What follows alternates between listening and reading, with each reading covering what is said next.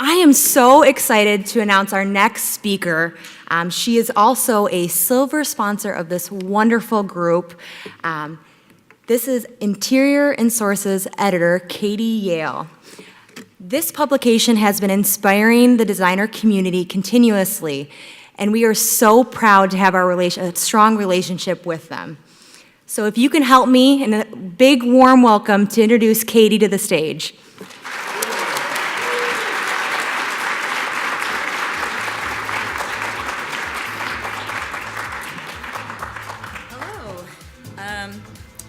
You guys have to forgive me. My parents wanted to see this, so yeah. We'll just pretend that this works. Okay, great. So thank you all for being here today. I'm really excited about this. Thank you so much to Configura for asking me to speak today. So I am the editor-in-chief of Interiors+Sources magazine. My background is actually in industrial design. I did my BA from San Francisco State in furniture design, worked in interior design and architecture, and then I got my master's at Parsons in design history and theory. What I really loved about, and I feel so honored to be following Suzette, in a lot of ways our talks are very similar. I was sitting in the back taking plenty of notes, trying to pass her talk somehow, and finding ways that we can really tie these two together. And I really believe that we're talking about a lot of the same things here. So looking at that, I want you to remember 3 things in particular, which she brought up yesterday. The first one, that clients realize that environment affects employees and their brand. 2, the drivers for change, of which we are seeing more and more.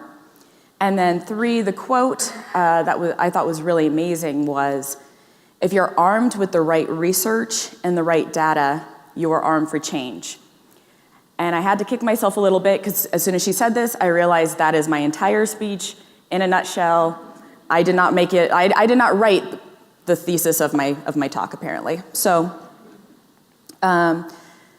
now, what do I mean by the alternative fact era, other than potentially creating a polarizing type of speech here today? What I am talking about, when I came up with this topic last winter, I thought, this is really good. I'm gonna have plenty of stuff to talk about. It can tie into a lot of things, but I am not a political analyst, and I did not realize how much 2017 would give me.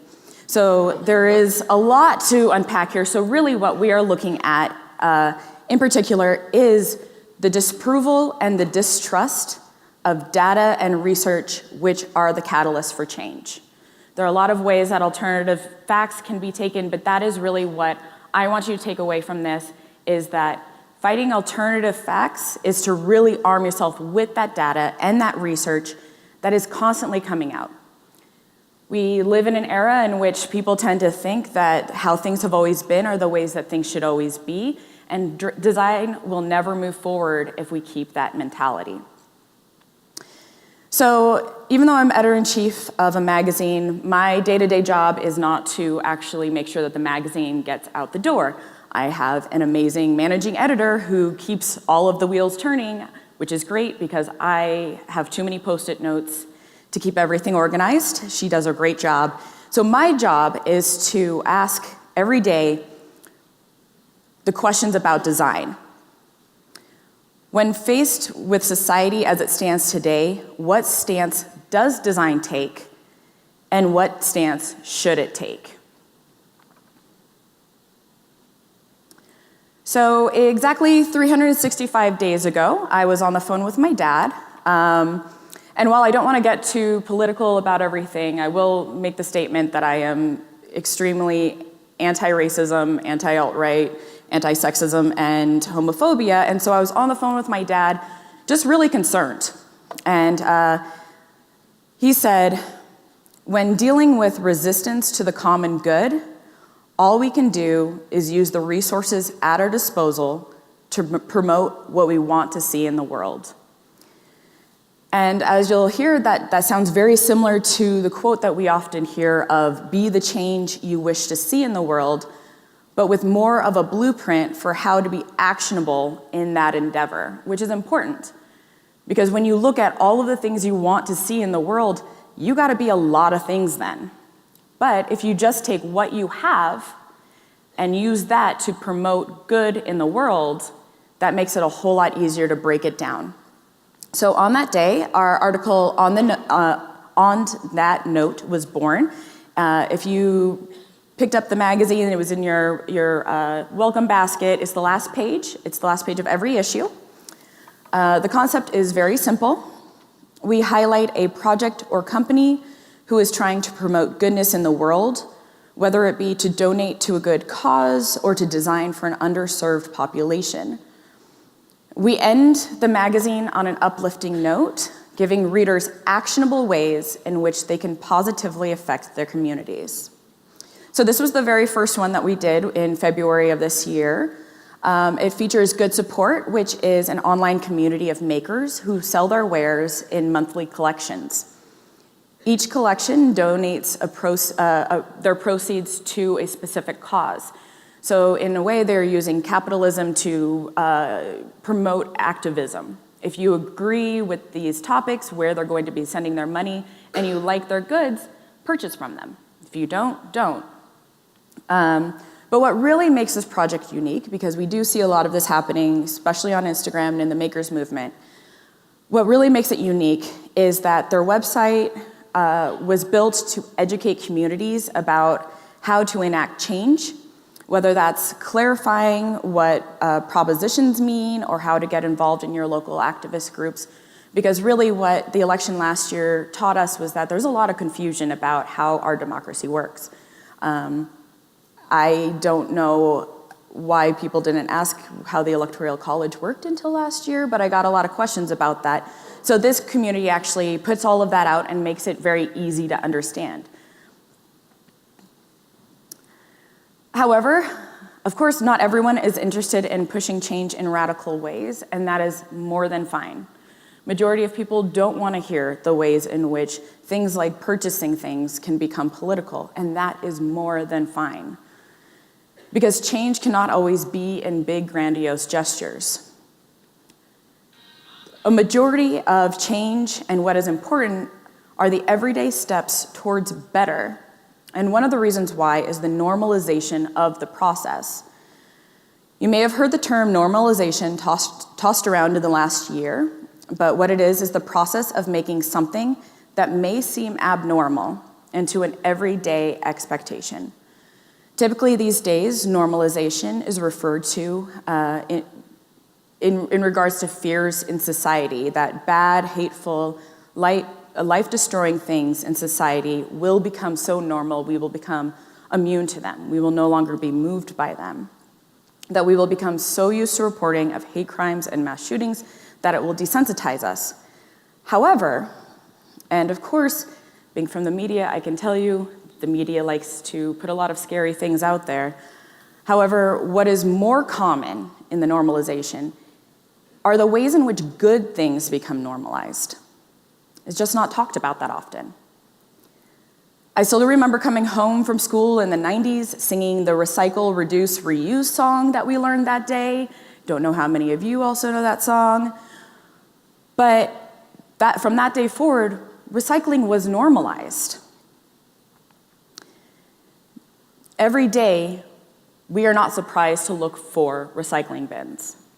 In the same way, only a few years later, Columbine occurred, and that was the first time that I had to deal with hearing about school shootings in the news. But although we find that there is a crackdown in schools and there is some fear, it is not an everyday fear. We are not so desensitized to things that are happening in this country. But you sure as hell are confused if there's no recycling bin.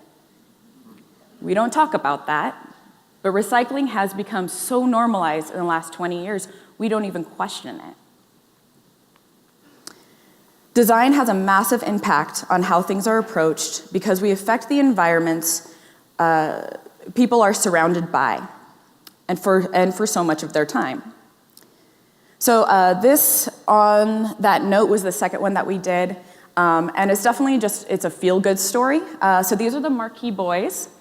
They were given the task by their lighting designer dad to use leftover scraps of material to create a new product Basically, they were really hyper during the summer, and he said, keep yourselves entertained. So what they did was they ran through his studio and began to pull together some pieces of material. Now, they are your typical West Coast teens, so they wanted to find and create a product where they could keep their stuff clean while they were out surfing and skateboarding and just generally running amok. And so they ended up finding scraps of Carnegie Zorel to create these waterproof pouches and wallets. They learned how to sew, and they have now been doing this for 7 years. And what's so cool about this story is not just the ingenuity of two young designers, but how Carnegie reacted to it. They absolutely love this.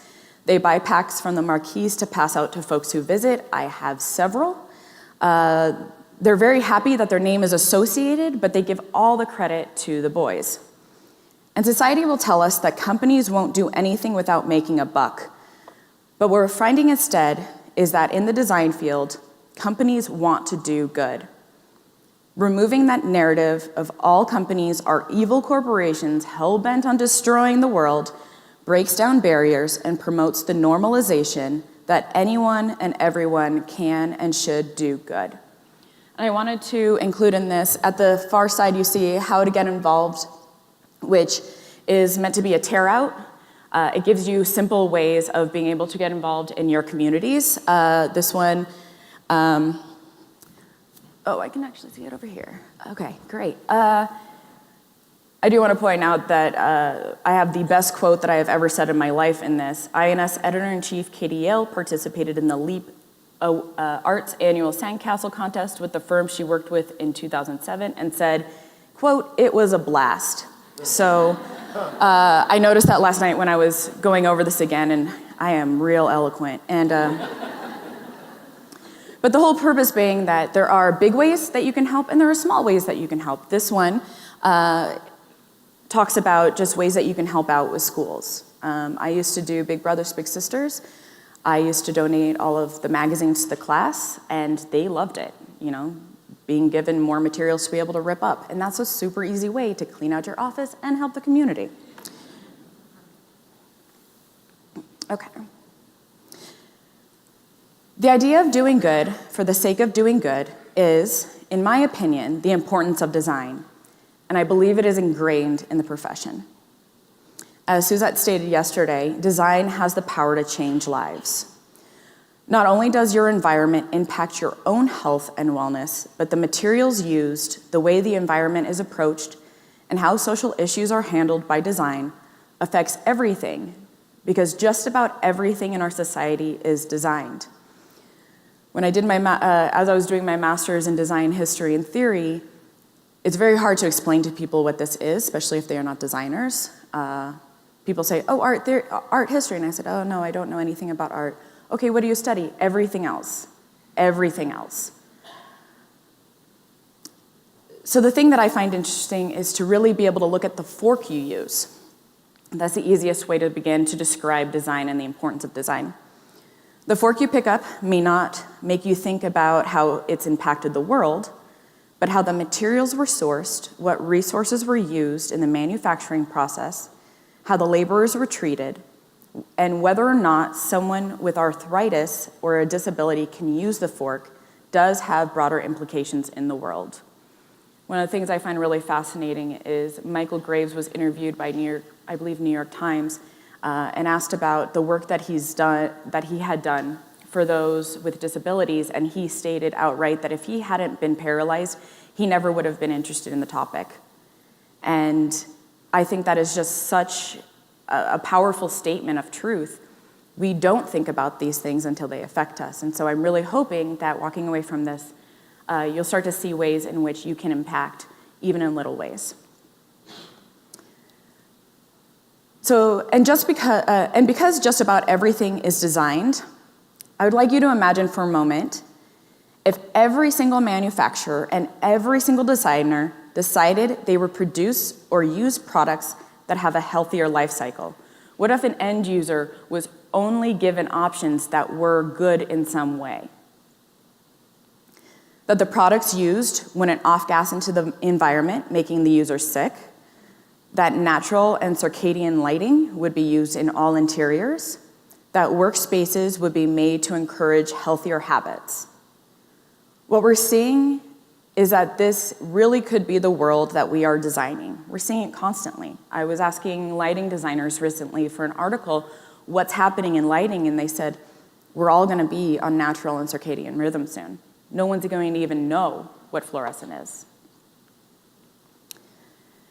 It's important for all those in the design industry to promote these things because as the EPA reports, Americans spend up to 90% of their days indoors. And if all of our interiors were healthier, if they promoted goodness in the world and they decreased the amount of emissions given off and raw materials used, that would cause massive, measurable results. I also wanted to tie in historical examples into this talk because nothing we question or wring our hands over these days are new. And I want you to remember that as well. In the same way that we kind of bemoan that there isn't any new storylines in movies, a lot of the things that we get concerned about these days are not new. Everything that we're concerned about has already been done and questioned. The answers are not always completely correct, but there are those questions out there already.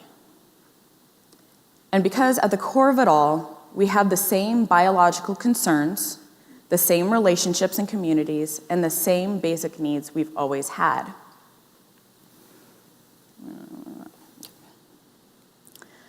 Now, does anyone know what this is from? All right, so there is a reason why I'm using this. I'm not just getting some sort of perverse joy out of showing everyone a plush unicorn using the toilet. The reason why I wanted to show this is that I find this absolutely fascinating because we can all assume that we know how to use the toilet. We have all been doing it since before birth.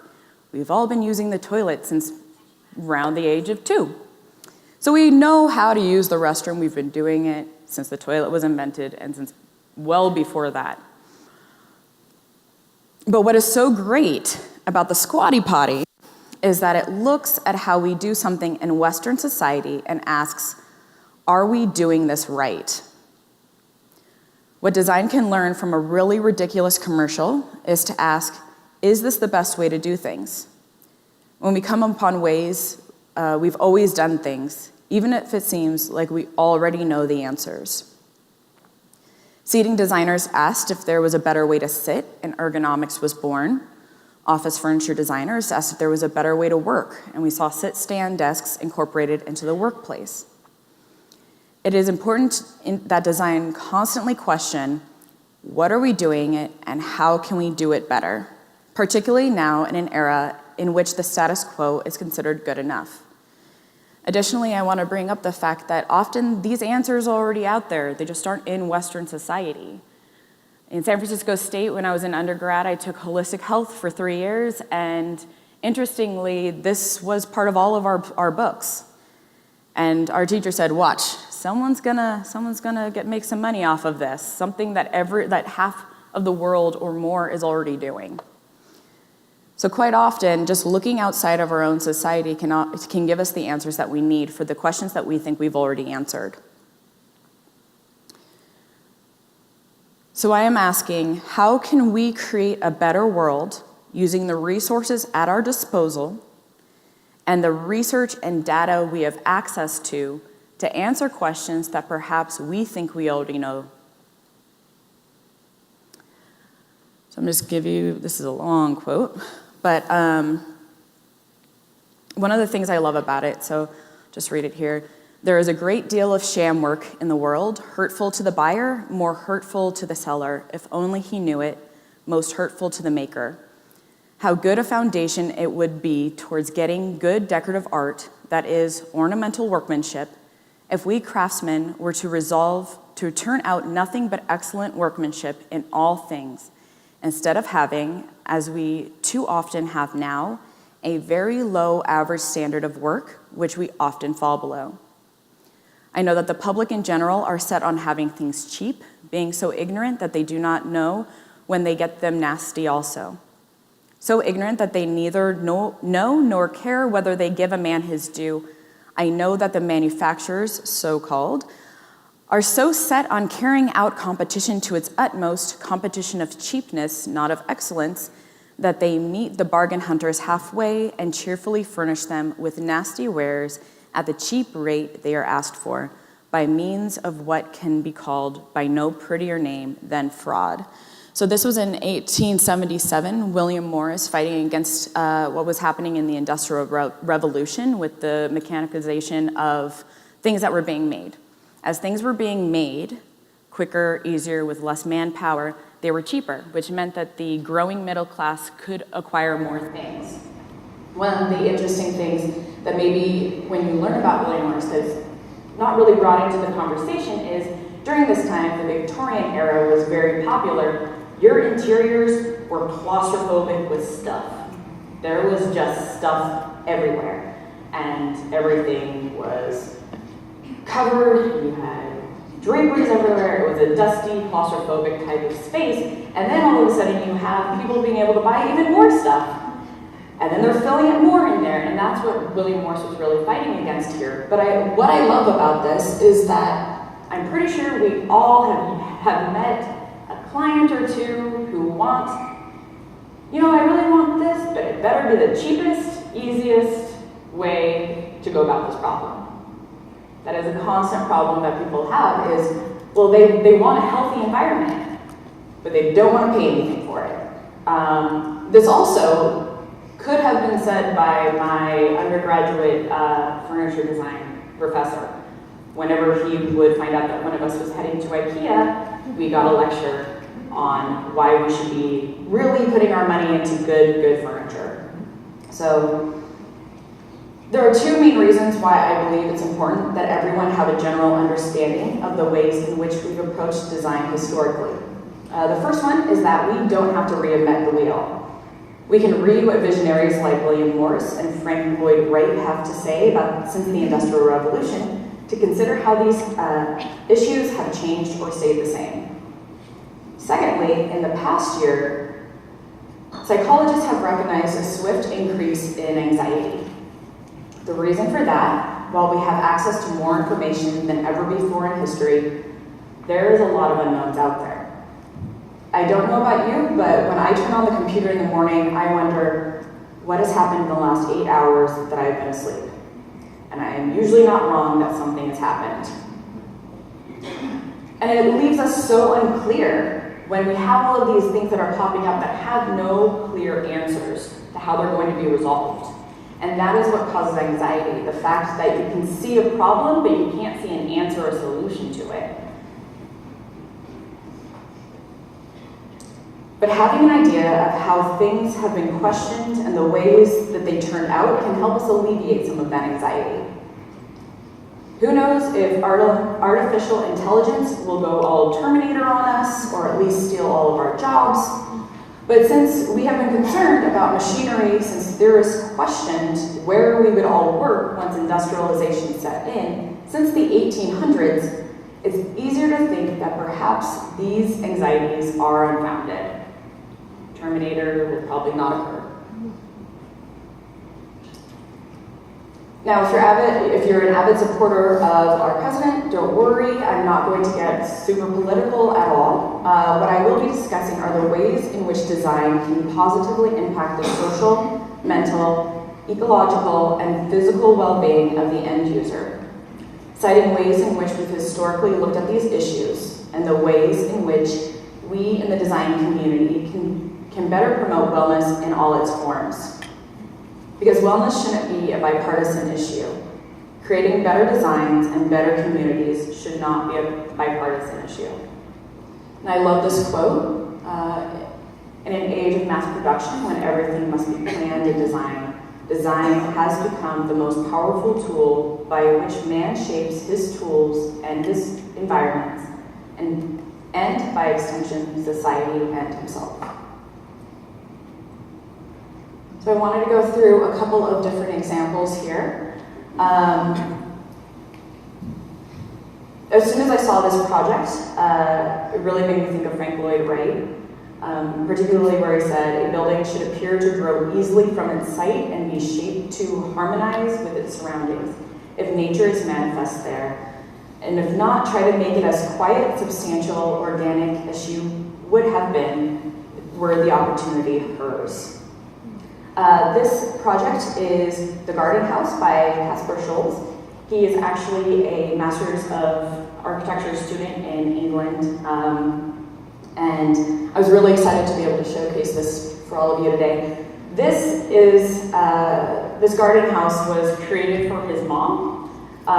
She had very specific ideas of what she wanted her retreat out in the woods to look like. It needed to have all of these things, but it couldn't be too big, and it couldn't be too crowded, and it couldn't, there were all of these things. And then on top of it all, Caspar said that he loves to hike, and he loves to camp. He loves to go out into the woods and camp under the stars.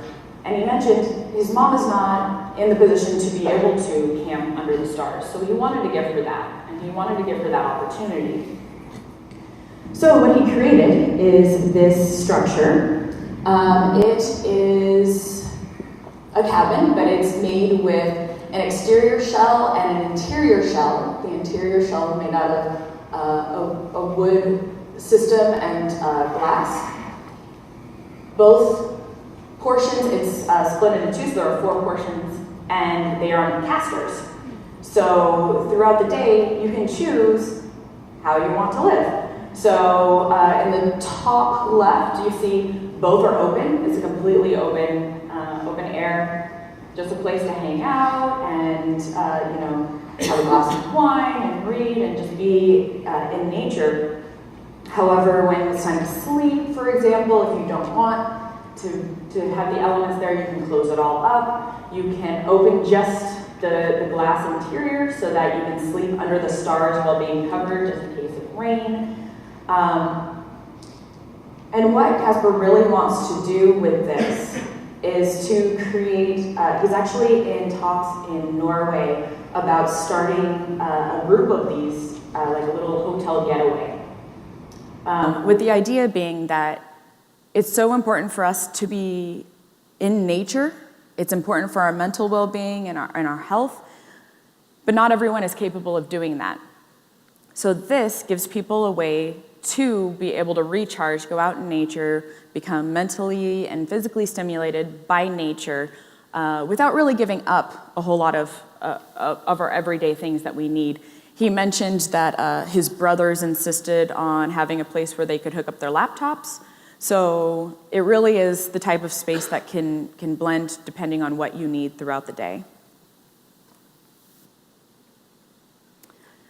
The Staten Island Family Justice Center was designed by Space Smith. It is in Staten Island, New York.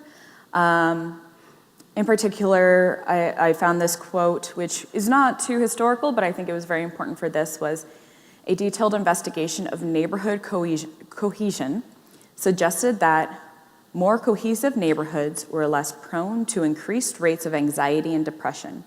Such findings are important because they suggest that factors may be amendable to modification, that the tools to help lessen the mental toll of city life may be in the hands of architects and urban planners. Now, this Family Justice Center is technically a shelter for domestically abused women and children. One thing that I thought was interesting when I started to research for this and on that note is that domestic shelters were created, they really started to pop up in the 1970s. But what you had were basically rundown homes or places where people could feel holed away. They were temporary. They were places where you were putting people so that they can be moved quickly and that they didn't have any access to the outside world. And that made sense for quite some time. However, since the 90s, but really more recently in the last few years, a lot of these shelters are breaking down. They're at their 20, 30-year limit. Just like any home, they need to be redone. And so what is interesting is that we now have the research and we now have the data to back up the fact that hiding families away in these dark, cold spaces where they're terrified and they're not allowed outside is not healthy. It's not healthy at all. And it actually is decreasing the likelihood of these families being able to go back and lead healthy, normal lives. So what I absolutely loved about this project is that Spacesmith went in and they found ways to create bright, sunlit, happy interiors that help the mental well-being of the people who live there. It's design as psychological wellness. And there is so much data out there and so much research that shows that design has a great impact on our psychological well-being. It's not just, this is pretty. Design has such an important aspect when it comes to how we are going to be physically and mentally well. And what I thought was so great was that some of the arguments that I saw against these types of designs said like, oh, well, they gotta be hidden away. What about all the dangers that are out there? There are dangers. I'm not trying to decrease that at all. But there are ways around that. And if someone's living in a space in which they are constantly terrified of the dangers that could occur, that is not mental wellness at all. So what they did is they actually created these, almost every room is completely sunlit with these massive floor-to-ceiling windows that use shades. That's a really simple way of finding how we used to do things, changing it, using what we have. I think it's great that at the bottom left shows their conference room. And even though there's more wall space, because it tends to be a place where many people are together at once and they are fearful of the problems that could occur there, they still were able to use wall and glass to create beautiful structures. And then as you can see, the children's nursery room, it's bright, it's sunlit. Children who play in this space don't know that their lives are going badly right now. And they don't have to be going badly because they're in a place where they're healthy and they're loved and they're happy and they're secure. Similarly, I recently was informed, one of the great things about this and on that note is when we started, it was a little bit difficult. We were calling people up like, hey, what's up? You have anything good to tell us? And once the news started to get out, we found that a lot of people are doing good. And they aren't doing it for the PR. There aren't PR releases that come across my desk about this stuff most of the time. So what we end up hearing is word of mouth, where someone will call me and say, hey, I just talked to this person, they're doing something really cool. Do you want to talk to them? And Victor Aleman is a designer in Mexico City. I've met him before, he's absolutely amazing. We both have a deep love of neurotic shelter pets that we have adopted over the years. And after the central Mexico earthquake, I was told, you need to talk to him. And so I called him and I said, oh, it's just gonna be 5-10 minutes. We talked for an hour. And he told me in detail what it was like to be in Mexico City when the earthquake occurred. And it was a very difficult thing to listen through. But what I found so amazing was that I asked him, okay, well, what are you doing? What is happening? What should designers do to help you? And he said, it's gonna take years for us to clean this up. It's gonna take years before people feel normal. Why do we give people who live in these environments bad furniture? Why do we give them furniture that's gonna fall apart in a year or two? We're giving them short-term solutions for a long-term problem, and no one's going to feel psychologically well if they're in an environment where they don't even think that their coffee table's gonna last. So what he's actually done is he and other makers in central Mexico are creating more standardized furniture for these people. However, they are sturdy, they are less likely to fall apart, and they really are intended to be with the family in the long term, which again is just such a great way of taking what assets you have and knowing that you can make just a small psychological change to these people who have lost everything. And then when it comes to the crafts in America, there is so much to unpack.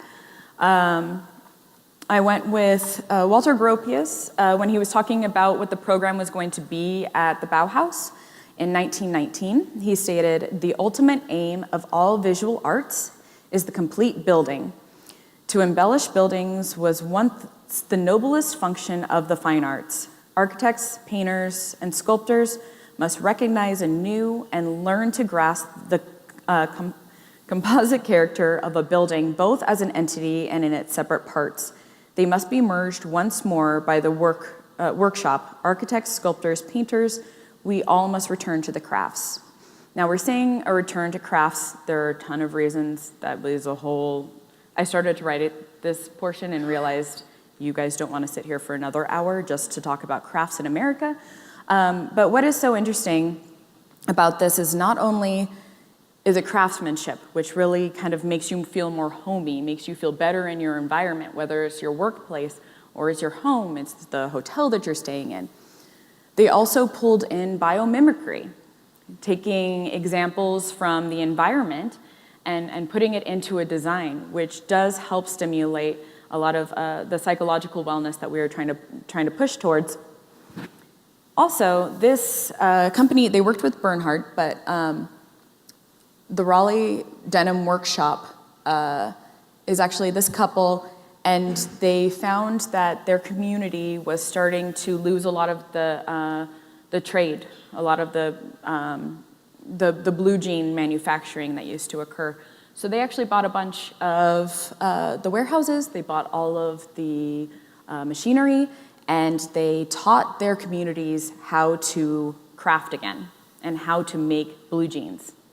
So that's, as you can tell, lots of stuff to unpack there because it's just a good factor in trying to bring back work, trying to bring joy to the workmanship, and trying to bring a mental health to the end user.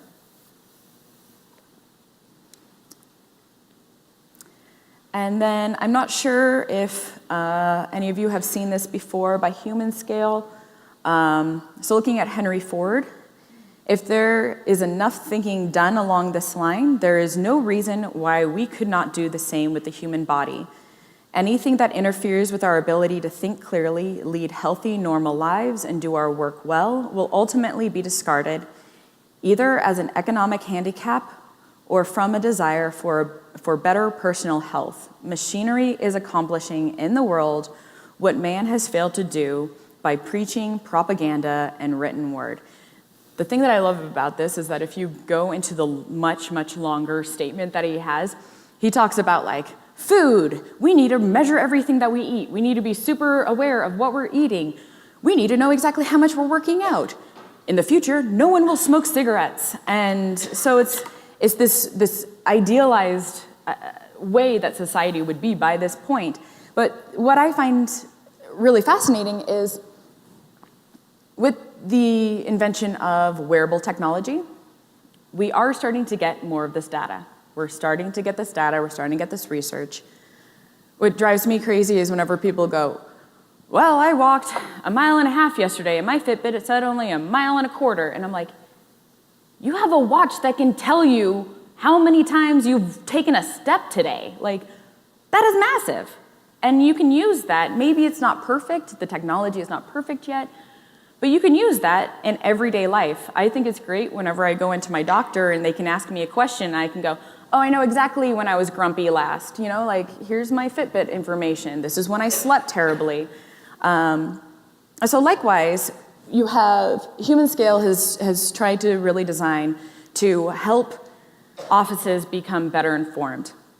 I tried to find the article again. Originally, a couple of years ago, I read an article about this product that I haven't been able to find again, but basically it was, beware, your manager wants to know when you pee.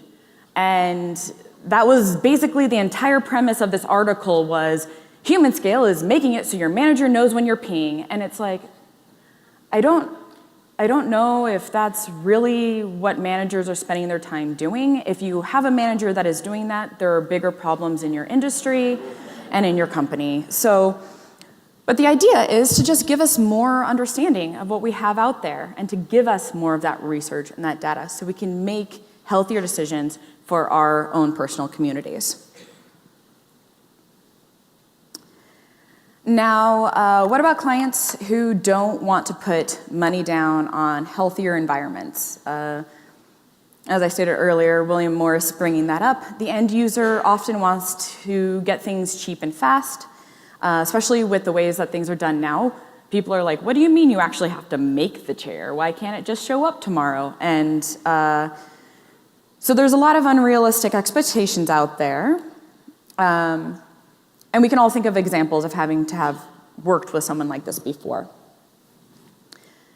I once worked in a place where 2 hours after getting to work on a sunny day, I was texted by a friend asking how the blizzard was going. We were so far removed from it was one of the perks, if you're a manager, you got a window. The rest of us were in the center of the building. None of us knew that in 2 hours, several feet had dropped, and we were actually stuck at work because no one was able to see outside. And so I understand what it's like to be in these environments in which you understand and you have the research, you have the data. We don't want to make that happen. But as designers, that's why we were created, is that we are able to think outside the box.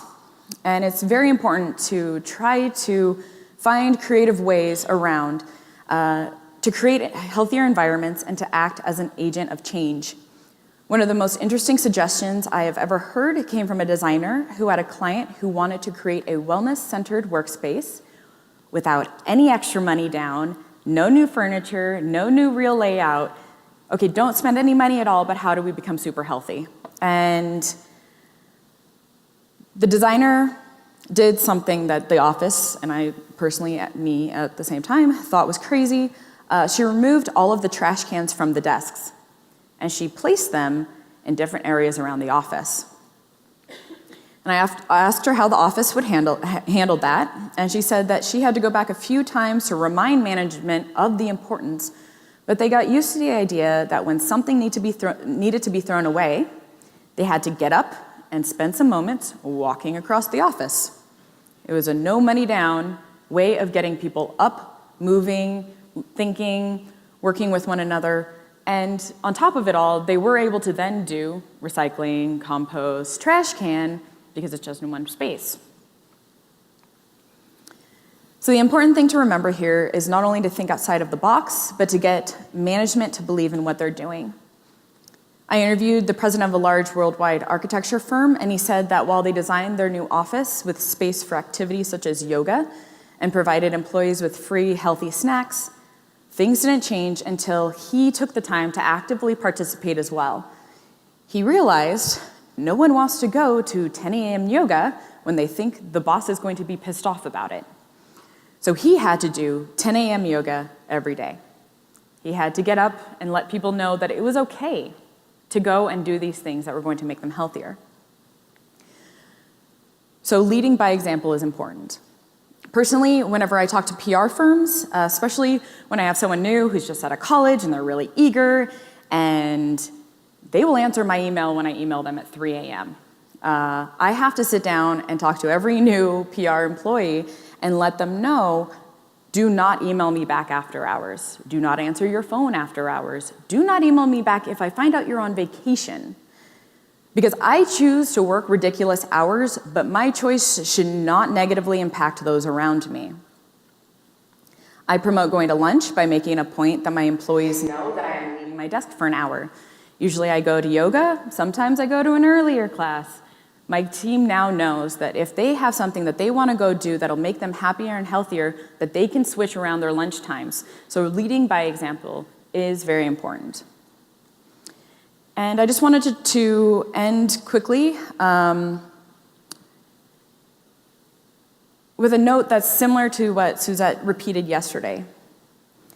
As designers, we need to listen to the actual needs of the client.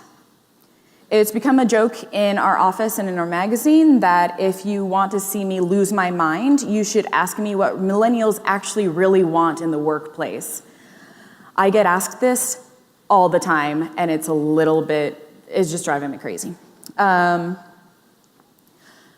question is frustrating because it substitutes easy answers like beanbag chairs and free lunch for more complex realities of what actually is needed in these environments.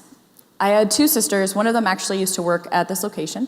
Both of them were working at digital startups in New York City.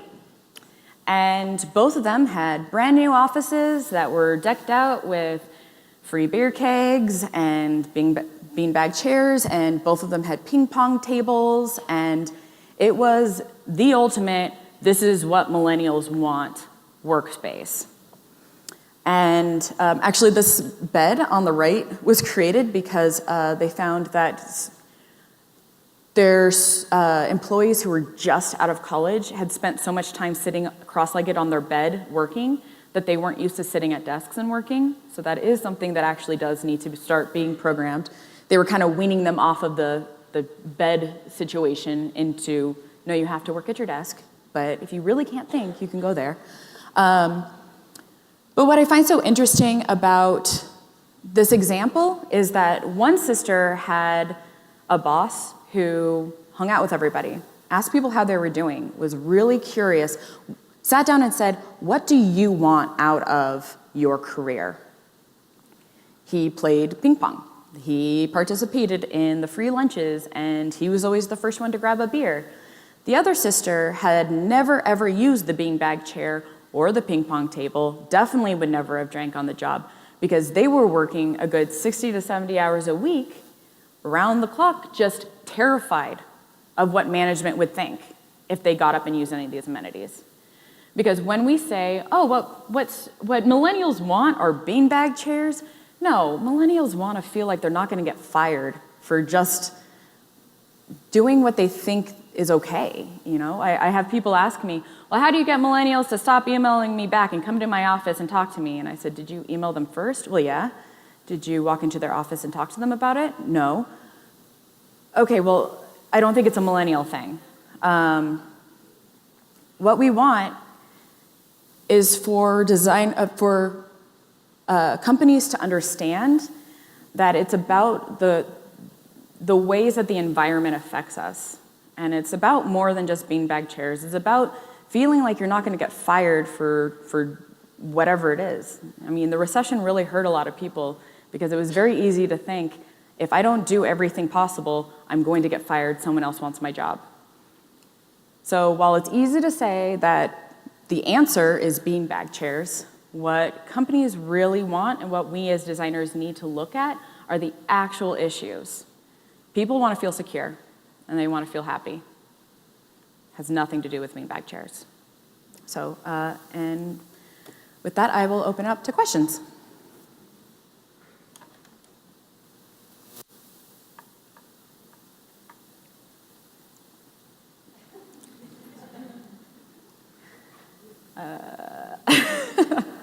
You can do some Vanna Whiting.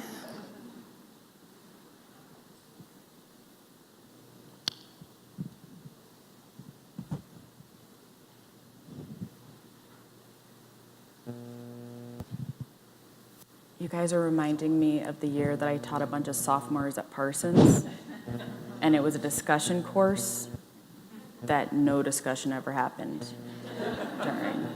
It was very much a lecture course. So why was IKEA the enemy when there's so much great design that happens at IKEA? Oh, yeah. I was, because I was kind of like, what? Like, I was like 17, and I'm like, that's all I can afford. Should I not have a bed? And no, his reasoning was, as furniture designers, he is concerned about the waste, about products that are made for short-term use. He said, there are pieces in IKEA that are meant for long-term use. I personally have had my furniture for several years. I don't know if the lifespan was actually that long. It's not particularly beautiful anymore, but he was worried about the waste. And we're seeing a lot of furniture ending up in landfills because, if you read think pieces, apparently millennials are killing antique furniture. But so a lot of folks don't want hand-me-down furniture anymore, and so is a concern about, you're only going to have this for 2 years, but then what's going to happen to your grandma's dresser, So that was his concern. Well, I have a question, or a thought. If design is much about, I think that what you want to have things around you that look good. You don't really need to use them. So maybe the environment can have some things that are for your eyes. What do you think about that? Yes, I definitely agree. I don't know the name of it. What is it? The Art of Tidiness or whatever that book is that everyone seems to be obsessed about. I am not particularly a fan, mostly because the people that I know who use it as an excuse to buy all new stuff rather than to actually use what they have. But I am a big fan of surrounding yourself by things that you love because it makes you mentally happier. I moved from California to New York City to Iowa, and it's an ongoing joke with my friends that my house is incredibly comfortable, but the weirdest place you'll ever be because there's just art and bright things, and every time I travel, I pick up something that I absolutely love. There is a lot of stuff everywhere because it makes you feel really happy and homey. I really love antiquing. There's a lot of antiques in my house, but a lot of things can also be used. And I don't go home with things just to have things. If it's something that I absolutely love, and I know it's going to make me happier, which is part of the whole tidy book thing, then that's great. But then you also have to realize usefulness and whether or not what the things you have are causing you mental anguish from the claustrophobia. Did you have a question? Sure. Yeah. Do you have any suggestions of things that we could change or do to start this conversation in our workplace with our coworkers and with our clients? Yes. I think that there's a lot of different ways that it can be approached. Wellness and health there are many different factors. So it's important to recognize what are the important factors for your company and for your clients. It was interesting, actually. I was doing an interview yesterday for our December, and on that note, and I said, okay, well, what would you suggest to people who want to get involved in charity? And they said, find something that you are passionate about, because it's going to make it a whole lot easier to get up to go do the charity run if you actually are passionate about it, and you're going to make sure that you integrate this into your everyday life. And it's the same thing with health and wellness. Do people in the office want to decrease the amount of waste?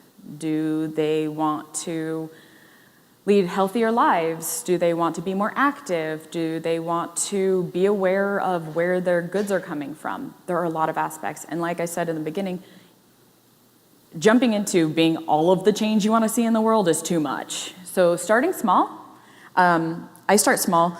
I travel constantly. I have my water bottle everywhere I go. It looks real weird when I'm at cocktail parties with this and ask them to fill it up. But it's the easy way for me to do that. And I always have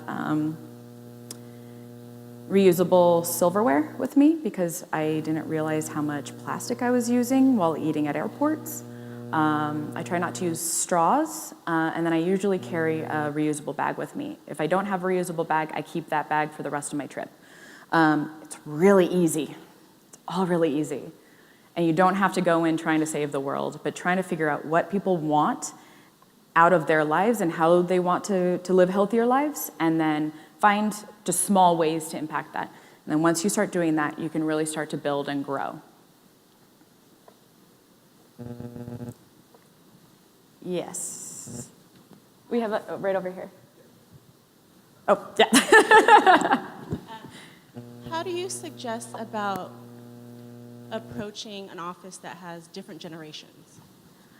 And you're trying to promote a healthier environment or an open floor plan, but you have different generations where maybe the top person is a baby boomer and you can't change his mind. So how do you go about that? So what I find interesting is, especially since I'm really a design theorist, there's a lot of sociology that goes along. And I wrote a whole article on millennials just because I wanted people to stop asking me about millennials. And the thing that's really interesting is that generations are really just a social construct that we created to try to understand differences in technology. When you talk about the boomers, what you're talking about is a difference in technology. You're talking about the post-war era in which you had all of these new materials that were coming out that were being promoted as good. And the thing about the boomers is that that was the first generation to have a disposable income as teens, which really changed the dynamics of marketing. Also, industrial design and advertising for industrial design didn't really occur until the post-war era. What you see are people freaking out because this is a new thing. You have teens that own money and own cars and are being advertised to. How do we approach this? We're gonna say they're weird. And like they're crazy and probably worshiping the devil because they listen to the Beatles. And so that's really what we have here is my dad is I mean, he's going to see this and he's probably going to be embarrassed. But if I post on Facebook, my dad text messages me instantly. My dad is the most Facebook-friendly person I've ever met in my life. And I'm sure that we have plenty of, my grandmother, I have a personal and a work Facebook, and, you know, on my professional Facebook wall, hi, love you, sweetheart. Like, hi, grandma. Really what we're seeing are just confusions about technology. And I think that a lot of these think pieces to try to get more clicks and get more page views really needed to say that there was a difference in generations because, yeah, pissed off boomers are gonna see what are millennials killing today, and millennials are gonna read it just so they can be pissed off at boomers, and Generation X is really sitting there just trying to get their work done, and so no matter what, you can find something that everyone is interested in. You know, it's interesting how politics have people say that everything's so bipartisan, because my family, I was raised very Republican, and my parents will show off their solar panels to anyone who asks.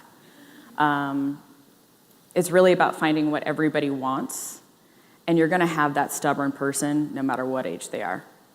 And they don't have to be invited to the party. They can go and use as many paper napkins as they want and use as many straws as they want, because that shouldn't affect your own personal health and the way that you are promoting goodness in your environment. One person shouldn't be ruining the party. We all know that one person. Just tell them they can't come if they're gonna mope. So, any other questions?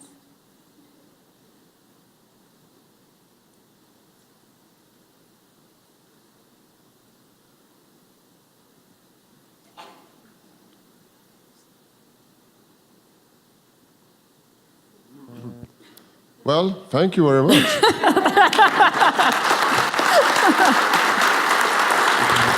That was easy.